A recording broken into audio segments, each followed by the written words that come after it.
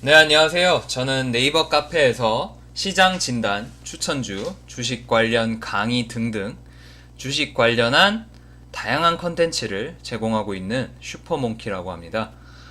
네이버 카페명에 슈퍼몽키라고 검색하면 찾으실 수 있습니다. 이 영상은 하루의 특징주를 정리함으로써 실질적으로 도움이 되는 관심주를 뽑는 효과를 노립니다. 또한 전반적인 시장의 주요 섹터를 정리해 봄으로써 시장 마감을 하고 시장 흐름을 보는 눈을 키워줄 겁니다. 그리고 하나하나 주식들 정리를 하는 게 쌓이면 한국 증시 2,000개의 주식을 한 번에 다 알진 못해도 나중에는 거의 대부분의 종목을 다루는, 그리고 본인이 잘 알게 되는 그런 수준이 옵니다. 이런 과정을 통해서 진정한 실력과 진정한 주식 투자를 추구하고자 하고, 영상이 그 과정에서 전달력이 더 좋기에 만들어서 제작을 하기 시작했습니다. 네, 오늘 10월 24일 마감 시작해 보도록 하겠습니다. 네, 오늘 같은 경우에도 그 정치 테마주가 시장 하락세 속에서 수급 쏠림으로 움직여주는 모습이었고요. 그리고 무상증자 관련주 조금 있고, 세컨드로 조금 있었고, 그리고 품절주, 품절주 장중에도 여러 번 언급을 드렸던 품절주 한번 더 보겠습니다. 일단 시장 자체는 지금 시장에 대한 코멘트를 안 할 수가 없는데요. 뭐 계속 코멘트를 드리고 있지만은 일단은 뭐 여러 가지 예상되는 질문 중에서 지금 외국인의 수급이 안 좋다는 거는 이미 관찰이 되는 부분이고, 뭐 언제쯤 괜찮아질까요? 뭐 이런 말도 하시고, 사실 뭐 그런 예측치가 좀 궁금한 게 사실일 텐데, 지금 영상에서 언급을 해드리자면 그 11월 중에 이제 뭐 실적 발표도 있고요. 그리고 뭐 실적 발표는 사실 뭐 그렇게 큰 메이저한 그런 건 아니고, 그 주요하게 지금 볼 수 있는 거는 미국의 중간 선거 이제 전후로 해서 분쟁의 구도, 미국 분쟁의 구도. 그리고 어제도 말씀을 드렸었죠. 어제인가요, 그젠가요? 말씀을 드렸었고, 그리고 금리 인상, 국내 같은 경우는 금리 인상이 이슈가 될 수가 있겠고요. 뭐 주가가 끊임없이 올라는 건 없듯이, 그러니까 주가가 우리가 코스피와 코스닥도 계속 지속적으로 올라오다가 지금 같은 경우에는 또 많이 떨어지는 상황이죠. 그러니까 항상 오름과 그 내림은 있기 마련이기 때문에 끝은 있습니다. 끝은 있는데, 지금 같은 경우에 원래는 기술적으로 이렇게 강하게 저점을 깨는 경우는 조금 기술적으로 맞지 않는 부분이라고 보이는데, 그렇게 예상을 했었는데, 어제도 말씀드렸듯이 외국인의 수급이 너무, 그러니까 매도 수급이 너무 강해서 그런 모습을 보이고 있고요. 그래서 11월 중에 어떤 그런 분기점, 그리고 끝없이 떨어질 수는 없기 때문에 시간상, 그 기간상의 어떤 그 유예 기간, 그리고 기간 버팀, 기간 조정, 뭐 상승할 땐 기간 조정이라고 하는데, 기간 지지라고 표현할 수가 있겠죠. 그런 기간 지지를 좀 받을 필요가 있습니다. 그래서 매물을 좀 소화하고 그 투심도 좀 회복시키고 그럴 필요가 있기 때문에 11월 실적 발표, 뭐 해외 분쟁, 그리고 미국 중간 선거 그런 걸로 해가지고 11월 중에 한번 반등을 시도를 기대해 볼 수가 있겠고요. 좀 빨리 나오면은 10월 말이나 11월 초쯤에 이제 조금 시장이 수습이 되기를 바라고, 그래서 11월 중에 조금 그런 거를 예상해보고 기대를 해봅니다. 그리고 네, 그래서 기술적인 거 말씀을 드렸고, 수급적인 측면도 지금 계속 말씀을 드렸고요. 그래서 지금 상황 자체는 그런 상황이고, 좀 억지스럽게 많이 떨어뜨리는 모습이죠. 과도한 하락을 지속적으로 이어가고 있는 모습인데, 그렇다 보니까 어떤 원래는 좋게 흐름이 가져갔던 엔터주 같은 경우도 오늘 투심이 어떤 악재 뉴스와 함께 굉장히 안 좋아진 모습으로 JYP 오늘 하락하는 모습 보여줬었죠. JYP랑 뭐 SM이랑. 그래서 엔터주도 일단은 위험하고요. 물론 상승 추세가 한 번에 꺾이지는 않을 거고, 어느 정도 급락과 조정과 눌림이 있은 후에 다시 좀 반등이라도 한 번은 있을 겁니다. 그래서 지금 당장에는 일단 시장 상황은 조금 위험한 상황. 그래서 약간은 관망할 필요가 있고, 살짝 한 스텝 정도는 늦게 대응을 해도 괜찮습니다. 확실히 약간 추세 전환을 하고 지지받는 흐름을 확인을 하고 이제 매매를 시작해도 주식시장에는 매매할 종목이 워낙 많기 때문에 너무 급하게 마음먹지 마시고, 계속 말씀드렸듯이 어떤 하락 시장에서 수혜를 볼 수 있는 뭐 인버스라던가 품절주라던가 정치 테마주로 수급이 쏠리는 걸 활용하거나 뭐 그런 식으로 하면서 시장 대응을 하시는 게 좋고요. 그게 잘 안 되실 것 같은 경우에 좀 멘탈이 지금 안 좋으신 분들은 그냥 멘탈 관리하는 게 오히려 더 나을 수 있습니다. 그래서 그렇게 코멘트를 드리고요. 아마 지금쯤 뭐 10월도 그렇고 9월 해가지고 뭐 계속 폭락장이 나오다 보니까 뭐 종목에 물려서 현금이 없으신 분들도 많으실 테고 상상이 됩니다. 어차피 그 어떤 멤버분들이나 혹은 제가 이때까지 보면서 많은 분들을 보면서 말이 없어지거나 활동이 좀 뜸하면은 다 어디 물려 있으신 분들이거든요. 그래서 거의 대부분은 그렇더라고요. 그래서 지금도 좀 의기소침돼 있고 좀 뭐 좋게 말하면 차분한 건데 지금 다운돼 있고 사람들이 분위기가 안 좋죠. 근데 대부분은 이제 지금 어딘가에 물려 있으실 분들이 많으실 텐데 어떤 그것도 교훈으로 제가 뭐 물린 거 무조건 물린 거 팔아라 이렇게 얘기할 수는 없죠. 근데 교훈으로 이번 시장의 교훈으로 한번 느끼고 갈 필요는 있습니다. 어떤 현금이 있으면 하락시장 수혜주를 통해서 큰 수익들을 그리고 단기 수익들이나 뭐 그런 많은 기회들을 노려볼 수 있는 기회가 있는데 현금이 없이 물려버리면 끝없이 하락만 하죠. 그래서 뭐 확실하게 회복이 될지도 모르는 상황. 그렇기 때문에 그러니까 시장은 회복이 될지라도 얼마나 회복해 줄지도 모르고 개별 주식 같은 경우에는 더더욱 회복을 할지 못할지는 알 수가 없죠. 물론 회복하면 다행이고요. 그거는 개별 종목마다 너무나 상이하게 다를 수가 있기 때문에 일괄적으로 말씀을 드릴 수는 없는 부분이고 시장 관련해서 좀 그렇고요. 그래서 오늘도 정치 테마주를 찝어 드릴 텐데 뭐 관련해서 뭐 대응법이라던가 이런 거는 제가 며칠 내내 계속 얘기를 드리는 부분이라 뭐 현금이 있으신 분들은 어떻게든 거래를 해서 수익이 날 정도로 계속 좋은 흐름을 계속 보여주고 있죠. 지금 며칠째 계속 강조하고 있는데 그래서 오늘도 오늘은 뭐 강조라던가 설명 같은 경우는 조금 지양을 하겠습니다. 하도 얘기를 많이 드려가지고 전략적인 측면에서는. 그래서 정치 테마 오늘 나온 것들 정리 한번 해주고 짚어보고 체크해보고 넘어가겠습니다. 일단 먼저 우진 플라임입니다. 우진 플라임 같은 경우는 황교안 이제 관련주로서 오늘 움직여줬고요. 거래량이 평소에 적은 측면이고 조금 후발주로 움직여줬는데 긍정적인 측면은 이 그 상한가로 마감이 됐다는 거. 그게 가장 긍정적인 측면이고요. 뭐 다른 거라도 뭐 추세라던가 차트 같은 경우는 뭐 그렇게 좋지는 않죠. 최근에 거래량이 터지면서 어느 정도 선박김과 매집이 일어나는 건 좋은데 뭐 일단은 후속주라는 측면이 가장 안 좋은 측면이겠고요. 어쨌든 변동성을 통한 수익은 충분히 노려볼 수가 있기 때문에 일단은 관심주로 넣어두는 게 제일 괜찮고요.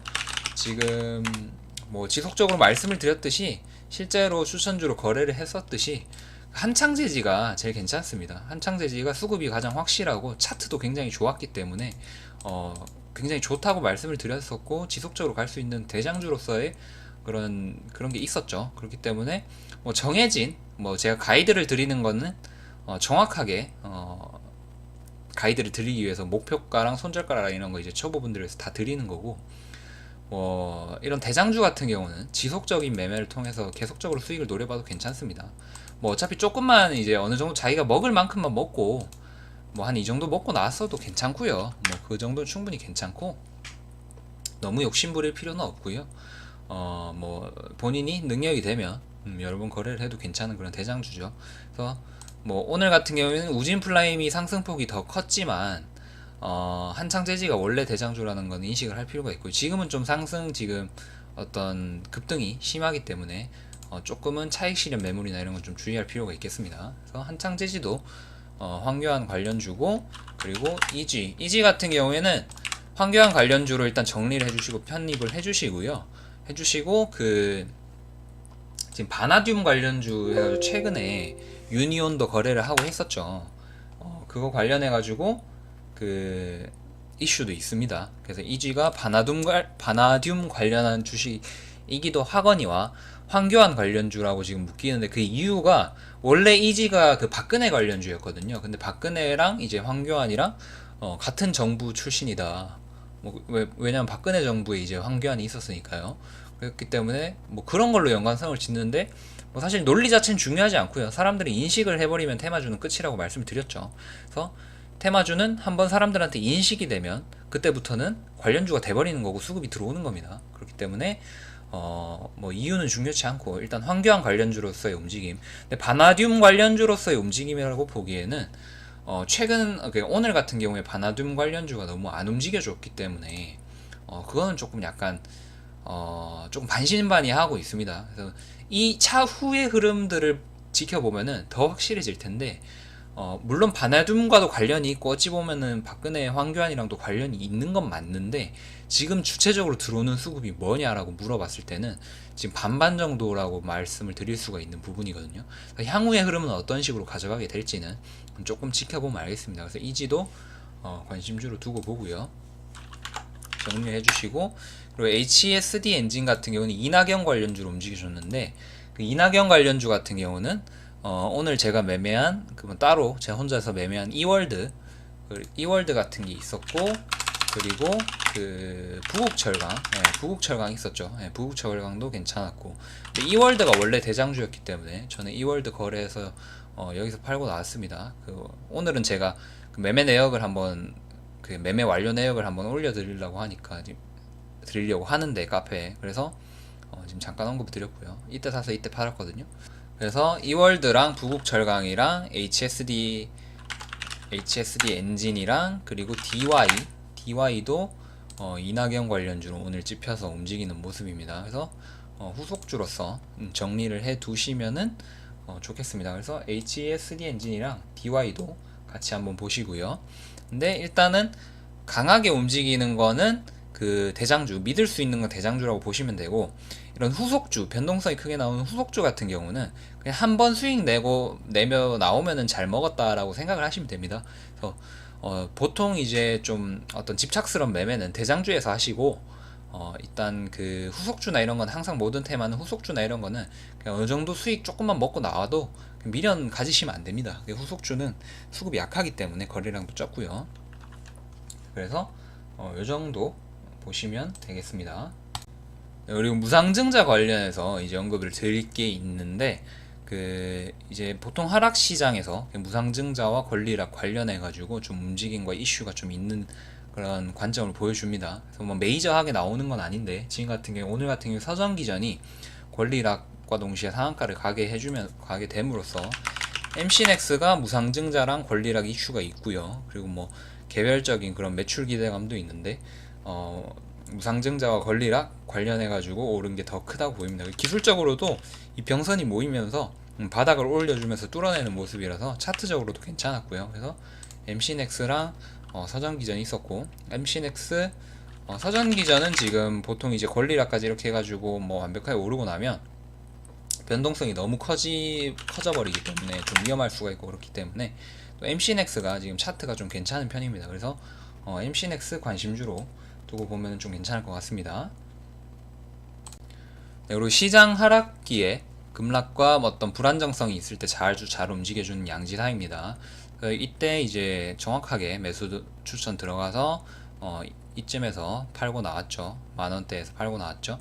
그래서 정확하게 뭐 충분히 많이 먹은 모습이고, 뭐 거래량이 터질 때 매도를 하면은 거의 최고점 혹은 어깨, 턱 정도에서는 팔 수가 있습니다. 그래서 항상 그 정도에 파는 습관을 들이시고, 어떨 때는 그게 정수리 부분에서 파는 식의 최고점이 될 수도 있어요. 좀 센스가 또 있으신 분이었으면 장중에 뭐 굳이 제가 언급을 안 드렸어도 그 5일선과 20일선이 만나고 지지하는 여기서 재매수가 들어갈 수도 있었겠죠. 그리고 항상 제가 뭐라고 말씀드렸다? 거래량이 적은 상태에서 들어가야 된다. 그래서 한 이쯤에서 들어갔으면 완벽했겠죠.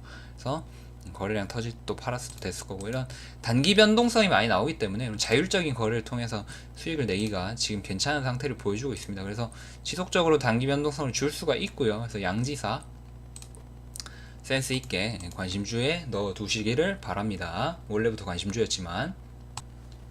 그래서 오늘 요정도 섹터랑 종목 정리하면 충분하겠고요. 지금 활용할 만한 주식들은 한 요정도 딱 정확하게 필요한 것들만 짚어드렸고, 그 시장이 안 좋기 때문에 뭐 아까 앞서 말씀드렸던 그런 대응이나 전략 반드시 명심을 하시고, 일단은 가장 중요한 거는 마음을 좀 다잡으시면 좋겠습니다. 마음을 좀 다잡으시고 멘탈 관리를 잘 하시고, 어떤 물론 경험을 통해서 깨달을 수밖에 없는 건데 뭐 주식이라는 게 어차피 평생 할 수 있는 거고 평생의 기술을 습득한다고 생각을 하시고 여유롭게 생각을 하시면 더 이제 부담이 없을 수는 없겠죠. 예, 부담이 좀 적게 이제 주식 시장을 헤쳐나가실 수가 있을 겁니다.